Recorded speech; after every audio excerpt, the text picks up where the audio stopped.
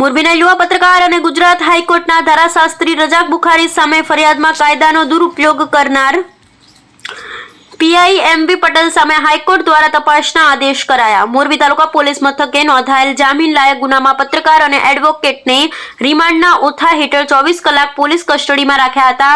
મોરબી તાલુકા police સ્ટેશનમાં 2019માં માનદ સેવા આપતા યુવા પત્રકાર અને એડવોકેટ ગુજરાત હાઈકોર્ટ રજાક બુખારી પર પોલીસ ફરિયાદ નોંધાઈ હતી, જેમાં આઈપીસી કલમ 288A1 ના જામીન લાયક ગુનાના કામે એડવોકેટ રજાક બુખારીની મોરબી કોર્ટ પરિસરમાંથી ધરપકડ કરવામાં આવી। ત્યારે આ ગુનાને કામે નિવેદન આપી સુપ્રીમ કોર્ટના જજમેન્ટ મુજબ આરોપી તરીકે જામીન આપવાના જણાવતા તાલુકા પોલીસ સબ ઇન્સ્પેક્ટર તરીકે ફરજ બજાવતા એમવી પટેલે જામીન સ્વીકારવાની સ્પષ્ટ ના પાડી રિમાન્ડના ઓથા હેઠળ 24 કલાક પોલીસ કસ્ટડીમાં રાખી સવારે એસપી ઓફિસને લઈ જઈ સમાજમાં બદનામ કરવાના ઈરાદે એસપી કરણરાજ વાઘેલાએ પત્રકાર પરિષદ યોજી હતી।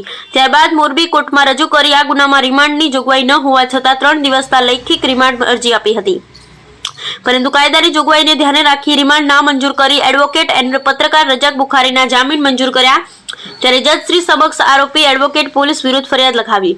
ત્યારબાદ તમામ ડોક્યુમેન્ટની ખરી નકલ કઢાવી કહેવાતા આરોપી રજાક બુખારીએ પોલીસ તંત્ર વિરુદ્ધ ગુજરાત હાઈકોર્ટના એડવોકેટ ઇકબાલ સૈયદને સાથે રાખી પિટિશન દાખલ કરી, જેમાં હાઈકોર્ટના જજ શ્રી સંદીપ એન ભટ્ટ સાહેબે મોરબી તાલુકા પોલીસમાં જે તે વખતે ફરજ બજાવતા પીએસઆઈ એમવી પટેલ વિરુદ્ધ રાજકોટ રેન્જ આઈજીને તપાસના આદેશ કરવા હુકમ કર્યો। Bureau report Arbaaz Bukhari, Morbi.